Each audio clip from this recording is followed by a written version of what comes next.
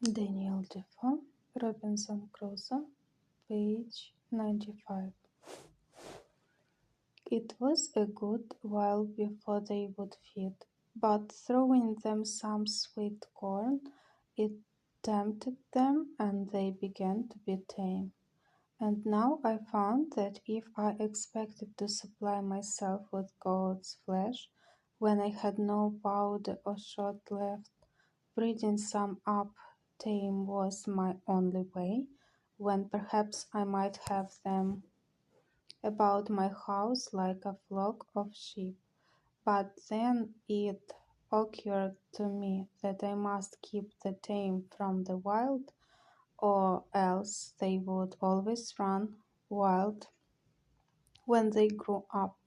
and the only way for this was to have some enclosed piece of ground, well fenced either with hedge or pale, to keep them in so effectually that those within might not break out, or those without break in. This was a great undertaking for one pair of hands, yet, as I saw, there was an absolute necessity for doing it. My first work was to find out a proper piece of ground where there was likely to be herbage for them to eat, water for them to drink, and cover to keep them from the sun. Those who understand such enclosures will think I had very little contrivance when I pitched upon a place very proper for all this, being a plain, open piece of meadowland or savanna, as our people call it in the western colonies, which had two or three little rills of fresh water in it, and at one end was very woody. I say they will smile at my forecast when I shall tell them I began my enclosing this piece of ground in such a manner that my hedge or pale must have been at least 2 miles about. Nor was the madness of it so great as to the compass, for if it was 10 miles about, I was like to have time enough to do it in. But I did not consider that my gods would be as wild in so much compass as if they had had the whole island, and I should have so much room to chase them in that I should never catch them. My hedge was begun and carried on, I believe, about 50 yards, when this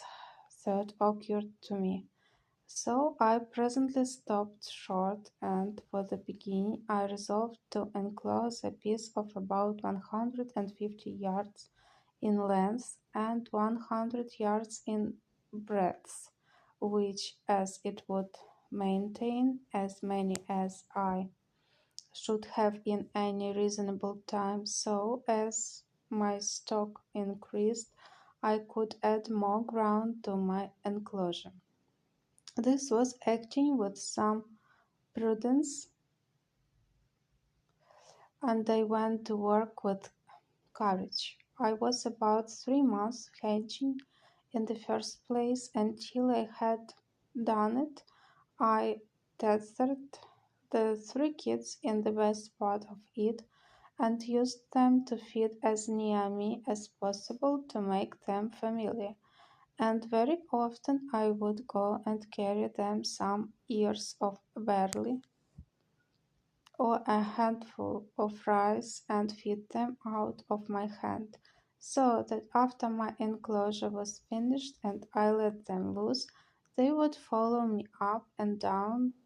bleating after me for a handful of corn. This answered my end, and in about a year and a half I had a flock of about 12 goats, kids and all. And in 2 years more I had 43, besides several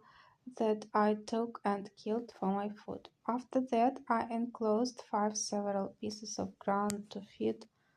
them in, with little pens to drive them to take them as I wanted, and gates out of one piece of ground into another.